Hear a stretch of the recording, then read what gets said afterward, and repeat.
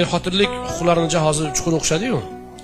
Agar yaxshiroq o'qisa, shunda bitta bandi bor. Erkakning burchlaridan biri ayolning tarbiyasida qoyim bo'lish degan. Ya'ni u tarbiyaga salohiyatli bo'lish kerak. O'g'il tarbiya qilayotgan onalar o'g'ilni shunaqa tarbiya qilish kerak. U erkak bo'lib katta bo'lish kerak. Yaxshi, hozir mana shunga e'tiborlar bor, lekin ba'zi bir oilalarda ko'rasiz, ayollarimiz erkakning eng katta kushandasi onani o'zi bo'ladi.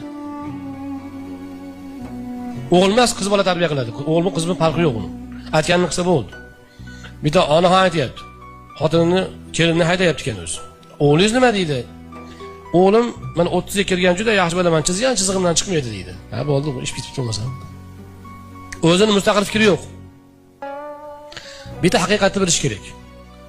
Alloh subhanahu va taolo dunyoni, mana insonning miyasini ikkiga bo'lib qo'ydi-ku, yarmi yodlashga, yarmi fikrlashgami? Dunyoning ishlarini ikkiga bo'lib qo'ygan. Yarmiga erkakning aqli, yarmiga ayolning aqli ustun hisoblanadi.